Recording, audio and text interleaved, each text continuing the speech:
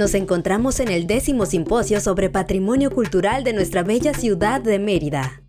Un aniversario que adorna el rostro de un pueblo de herencia única e invaluable. Una década compartiendo historias, anécdotas y descubrimientos del pasado. Un lugar de encuentro entre la historia y la cultura. De la mano de investigadores y especialistas, dedicados al estudio de las diversas facetas que conforman la identidad de nuestra ciudad.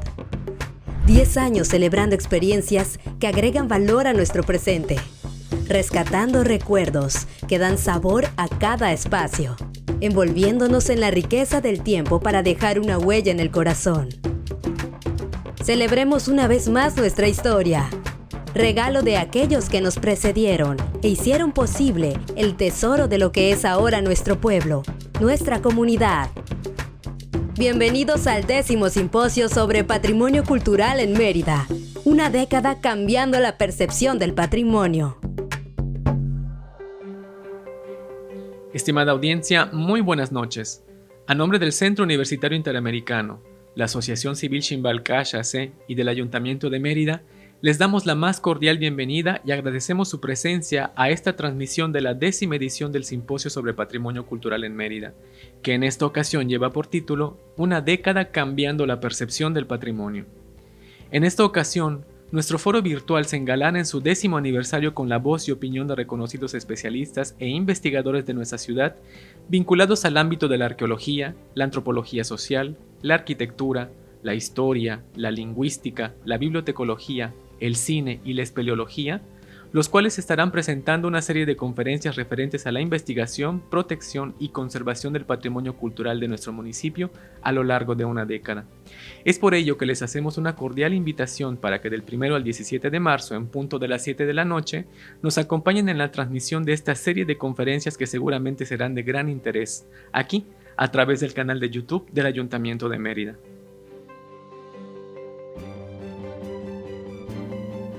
En esta ocasión recibiremos a la doctora Lilia Fernández Sousa. Ella es profesora, investigadora de la Facultad de Ciencias Antropológicas de la Universidad Autónoma de Yucatán y también responsable del taller de análisis químicos y microscópicos de la propia facultad. Ha desarrollado investigaciones en diversos sitios arqueológicos del norte de Yucatán, como Chichén Itzá, Isla Cerritos, Guaymil y Sijó, enfocándose en temas como los grupos domésticos, la cocina de la antigüedad y la arqueología de los sentidos. En esta ocasión la recibimos con la ponencia Sabrosas Experiencias, la memoria culinaria en la Mérida ancestral. Bienvenida.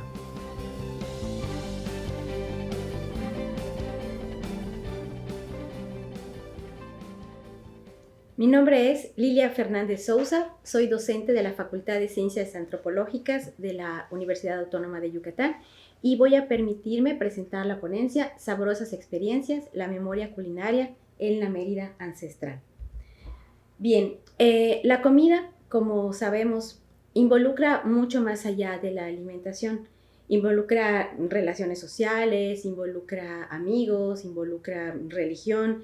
Entonces, la cocina es un tema muy tratado recientemente desde distintas perspectivas de la antropología y de otras disciplinas. Yo soy arqueóloga, entonces me aproximo a la alimentación sobre todo a través de vestigios materiales.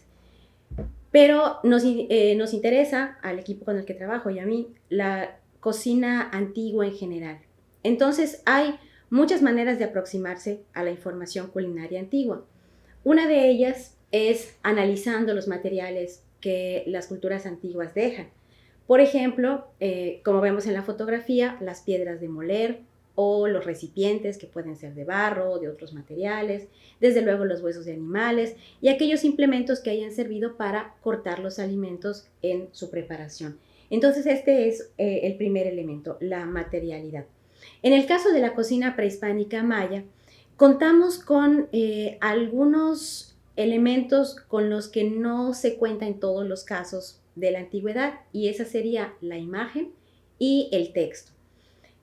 Existe en muchos sitios arqueológicos, sobre todo en el sur, vasijas que fueron primorosamente pintadas, ya fuera platos o vasos, y que en algunas ocasiones contenían un texto que a veces hacía referencia al contenido de los platos.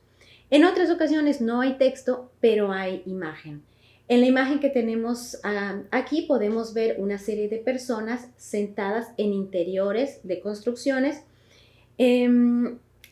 platicando a veces con otros individuos y con recipientes que en ocasiones contienen comida o bebida. La lectura que han hecho diversos epigrafistas muestra tamales, muestra atole, muestra chocolate en algunos de estos primorosos vasos pintados.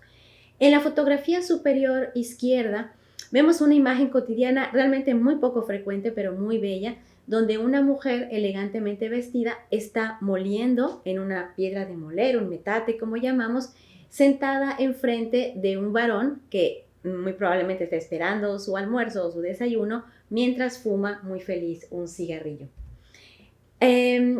Desde luego que no en todos los casos contamos con iconografía y contexto. Estos más bien están remitidos a las élites de los grupos antiguos, en el caso de los mayas, y la comida cotidiana, la comida que de hecho nos llega incluso a la Mérida ancestral, pues realmente dominaba el número de casas y de personas en el pasado. Entonces, ¿cómo acercarnos a esta forma de alimentarse si no tenemos descripciones escritas o imágenes? Como hemos mencionado, la arqueología aborda materiales, que podría ser cerámica, objetos de lítica y otros, pero también hay métodos y técnicas actuales que se han estado incorporando al análisis del pasado. Por ejemplo, como vemos en esta diapositiva, análisis químicos que recuperan restitos de tierra, por ejemplo, o recuperan residuos en recipientes cerámicos o en recipientes de piedra, se analizan y nos dan una serie de datos, de información que nos puede aproximar a saber qué se estuvo preparando o consumiendo en estos recipientes. Hay análisis muy generales como el que vemos aquí, que a veces nos informa de presencia de ciertos niveles elevados de residuos proteicos que nos sugerirían consumo de carne, pero también hay análisis muy específicos que en algunas ocasiones han determinado, por ejemplo, que ciertos vasos contuvieron en particular cacao. Y también otra forma de aproximación reciente, valiosísima, es la paleoetnobotánica, que también recupera residuos, igualmente puede ser de tierra, de cerámica, de cualquier material poroso, residuos paleobotánicos que en el caso que vemos aquí, los compañeros, los colegas han recuperado gránulos de almidón, que son unas estructuras vegetales que nos indican qué planta pudo haber estado en los recipientes antes mencionados. Sobre la cocina y la comida que actualmente disfrutamos en la ciudad de Mérida, tenemos distintas líneas que nos guían hacia el pasado. Algunas de esas líneas las podemos seguir con bastante firmeza a la época prehispánica. Entonces, aproximándonos desde esto que hemos comentado de la pintura mural o el texto, distintos investigadores, por ejemplo, aquí en la imagen vemos algunos dibujos hechos por el investigador Carl Taube, han mostrado una enorme variedad de panes de maíz, que actualmente conoceríamos como tamales, y que nos muestran distintas formas no solo de consumo, sino de servicio y de exhibición. Entonces podemos ver, Taube ha hecho este análisis y ha mostrado cómo algunos tamales estaban chorreados de algún tipo de salsa, otros parecen haber estado enrollados, otros parecen haber estado rellenos. Entonces estos tamales manifiestos mencionados en los textos son estos antepasados que de alguna manera nos han acompañado a lo largo del tiempo y que podemos encontrar como una de las bases de nuestra cocina meridana. También se ha recuperado, con toda esta información que mencionamos, una serie de bebidas, variedad de bebidas de maíz, de cacao, bebidas espirituosas inclusive, y es muy interesante notar que algunas de estas bebidas podemos todavía encontrarlas. Estas son bebidas registradas en información prehispánica, pero algunas de estas bebidas podemos encontrarlas si vamos al mercado de Mérida al día de hoy.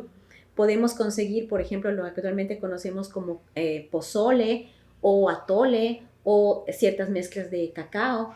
Entonces, cuando caminamos por Mérida y caminamos por los mercados, es importante a veces considerar que estamos viendo alimentos y prácticas que tienen a veces 3.000 años de antigüedad. Vamos a pasar a qué sucede y qué información tenemos después de la conquista. Posterior a la conquista española tenemos una serie de datos ampliados.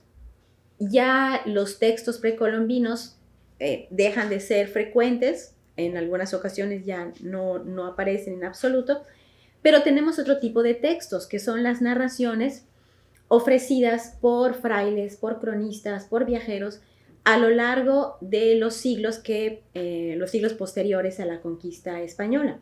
Seguimos contando, por supuesto, con información arqueológica y se nos van sumando otro tipo de textos como serían, por ejemplo, los diccionarios, que nos ayudan mucho no solamente con la traducción de ciertas comidas o bebidas, sino con descripciones que nos hacen referencia en algunas ocasiones de comidas o bebidas que reconocemos y en algunas otras no las reconocemos tanto, pero nos abren pistas para investigar a través de otro tipo de fuentes.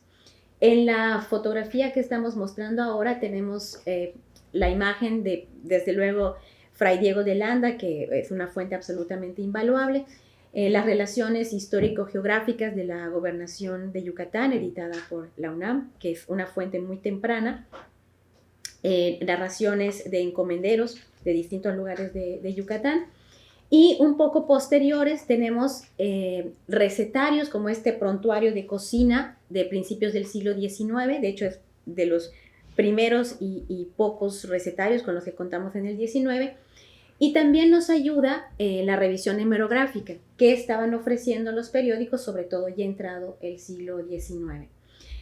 Entonces, con base en todo esto que hemos mencionado, todas estas formas de aproximación, a continuación voy a referir un poco de la información que tenemos de lo que se estaba consumiendo en Mérida posterior a la conquista española, pero como vamos a ver, trayendo todavía consigo una impronta muy importante prehispánica.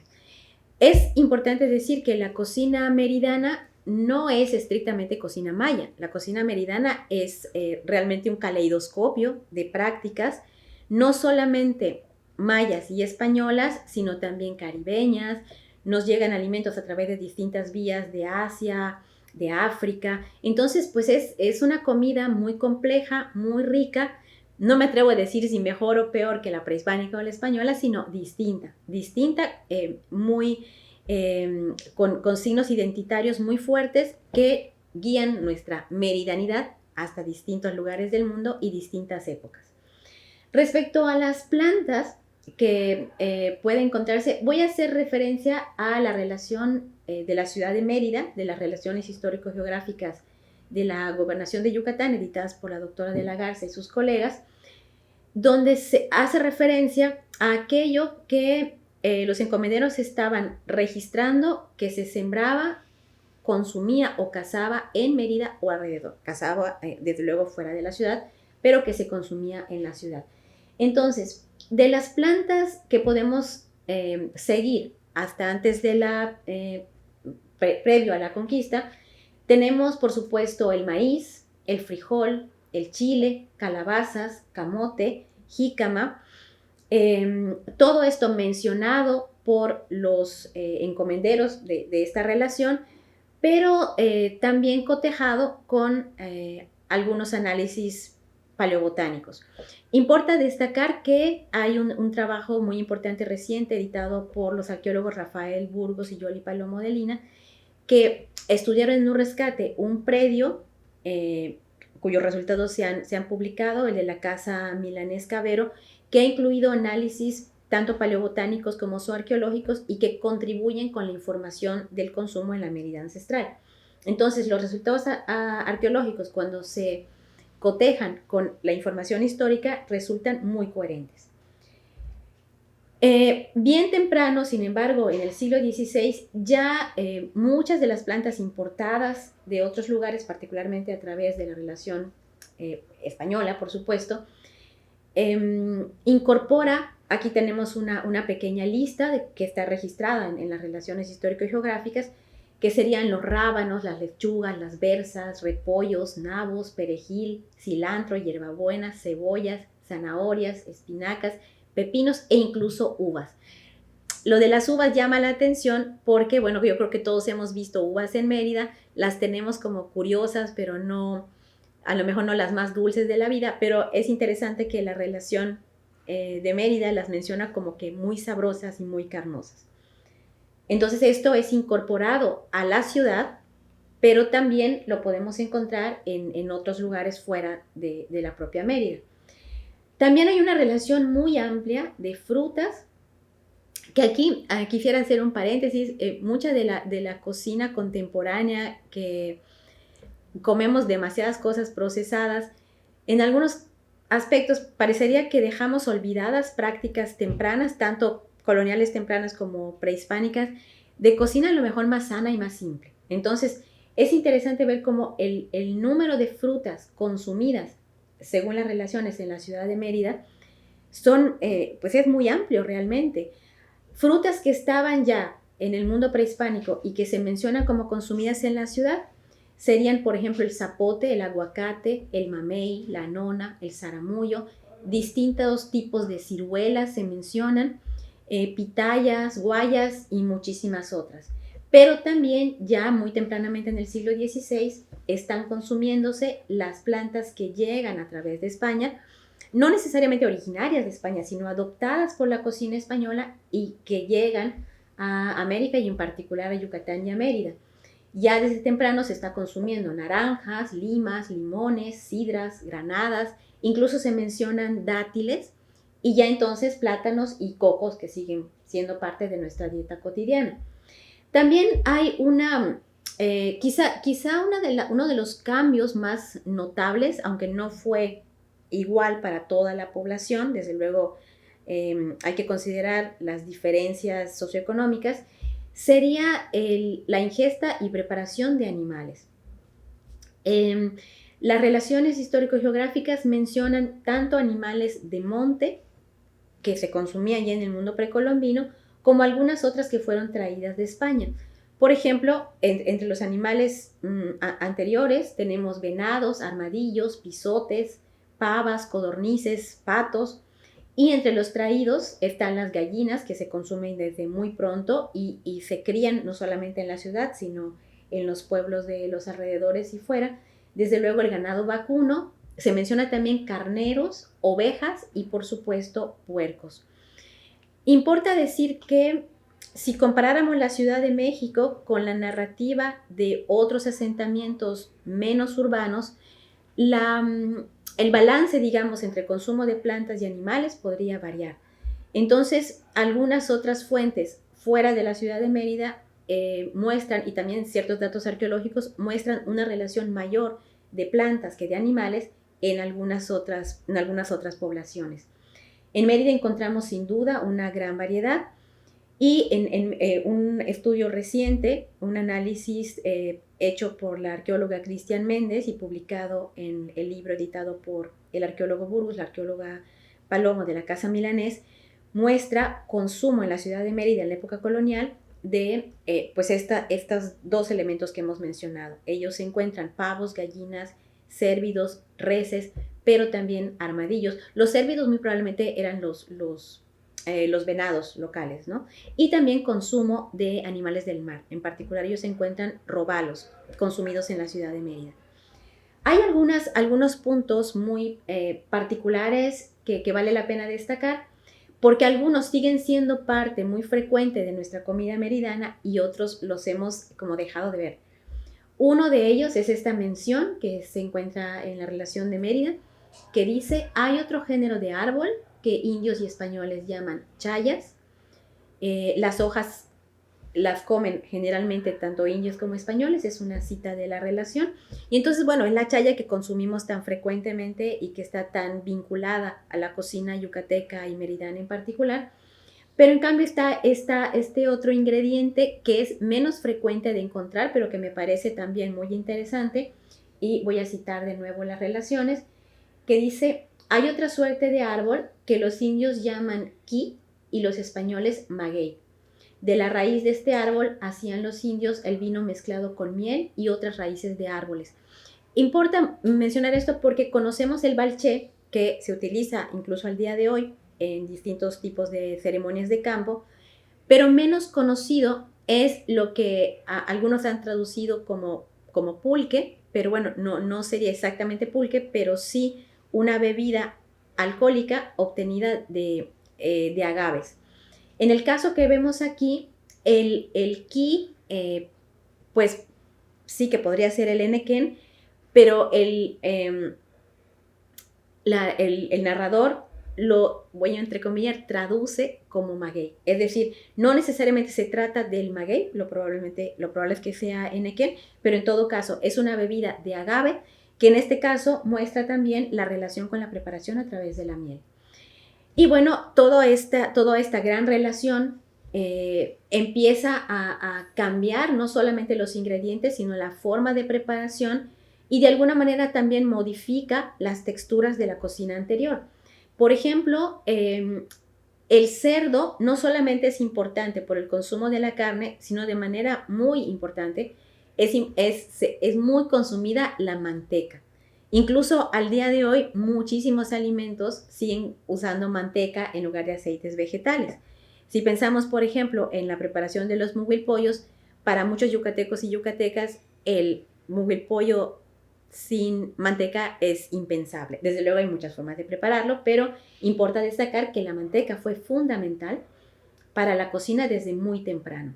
Y desde luego se incorporan los cítricos. Pensemos en lo que cocinamos al día de hoy y cómo las naranjas, la naranja agria, por ejemplo, es central, no únicamente para su consumo como fruta a través de refrescos, por ejemplo, sino para preparar muchísimas comidas, para desleír el achiote, por ejemplo, que el achiote es local, es precolombino, pero se combina con el cítrico, con la naranja agria, para hacer una nueva explosión de sabores posteriores a la conquista.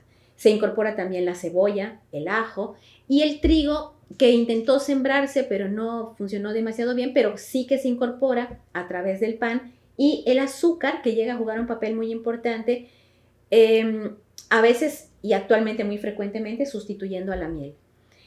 Ahora, hay alguna información, no tanta como nos gustaría, pero sí que hay alguna información sobre cómo la comida juega un papel en la vida cotidiana. Por ejemplo, hay una mención de Carlos R. Menéndez en el libro Visiones de Mérida, que describe de alguna manera la vida cotidiana en relación con las comidas en la época colonial. Estoy citándole a él diciendo: la vida comenzaba a las 4 de la madrugada. Se desayunaba ligeramente con chocolate. A las 8 almorzaban. Comían a la 1 de la tarde. Merendaban a las 4 y cenaban a las 7. Entonces aquí lo que estamos viendo no solamente es la relación de cuántas veces se comía y a veces qué se comía o bebía, sino también nos dibuja un poco el panorama diario.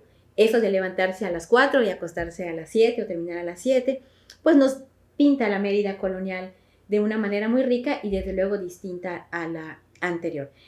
Llegando al siglo XIX, mediados del siglo XIX, pues está toda esta serie de viajeros europeos, entre los cuales, europeos o norteamericanos, entre los cuales destaca John Stephens, norteamericano, que describe en algunas ocasiones fiestas, por ejemplo, algunas de las cosas que se consumían en las fiestas o en ocasiones en particular, y menciona, tengo esta cita que me parece muy relevante porque creo que sigue siendo verdad hasta el día de hoy, cuando él dice: cuecen debajo de la tierra un pastel hecho de maíz, relleno de puerco y gallinas y sazonado con chile.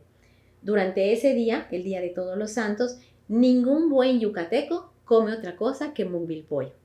Entonces, esto es de hace siglo y medio y sigue siendo muy real, bueno, en Mérida, pero en realidad en todo Yucatán, diría yo. Y la información que tenemos de los albores del siglo XX nos permite ampliar un poco el panorama, porque tenemos desde luego ya mayor cantidad de fuentes. Vamos a ver integrándose distintos tipos de sabores, de texturas importados de Europa, en una época en la cual la relación con lo europeo y sobre todo lo francés resulta ser muy apreciada. Si al final, en este caso son imágenes de la fototeca Pedro Guerra, que puede visitarse y podemos encontrar fotos interesantísimas. En un día de mercado, en el mercado de Mérida a principios del siglo XX, podríamos encontrar ya toda esta gama de ingredientes, tanto locales como importados. Bueno, de hecho, incluso muchos de los importados ya habían pasado a ser locales, como podríamos pensar en pues, los cítricos que se dieron muy bien aquí, o la carne de cerdo, o esta combinación. ¿Quién no ha pensado en un puchero yucateco con todo lo que lleva? El puchero yucateco es realmente el resultado caleidoscópico de toda esta historia culinaria de América y de Mérida en particular.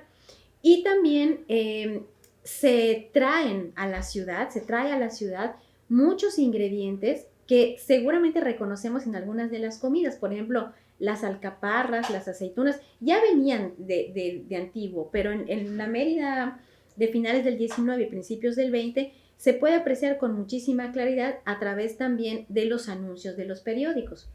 Si revisamos las hemerotecas, vamos a encontrar cosas sumamente interesantes anunciadas en los periódicos de la época.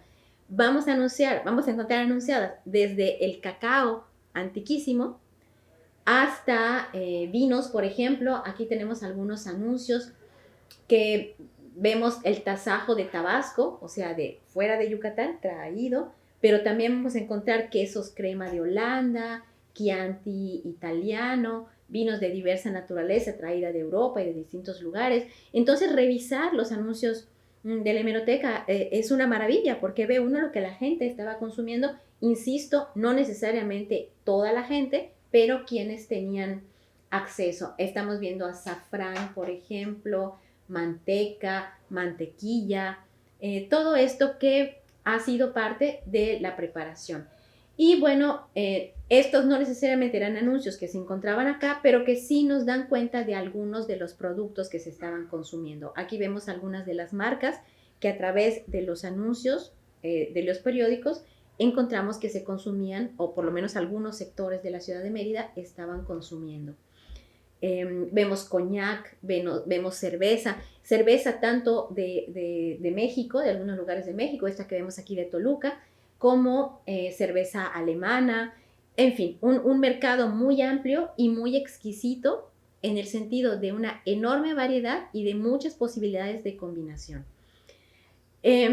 Como en muchos lugares y en muchas épocas, los banquetes eran algo fundamental, no solamente los banquetes para la vida, bueno, no cotidiana, los momentos especiales de la vida cotidiana, sino también relaciones políticas, comidas con gente que llegaba de fuera, con políticos, bailes. Hay muchísima información en este sentido y toda venía acompañada de comida.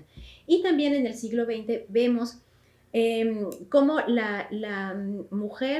las mujeres empiezan a incorporarse también, bueno, no empiezan, ya desde el siglo XIX esto podía encontrarse, son ellas las que mayoritariamente cocinan, pero también vemos cómo se anuncian o existen estas escuelas para enseñar a las señoritas el arte de la repostería, por ejemplo. No es del siglo XX, lo tenemos desde antes, pero en el siglo XX podemos encontrar más evidencia.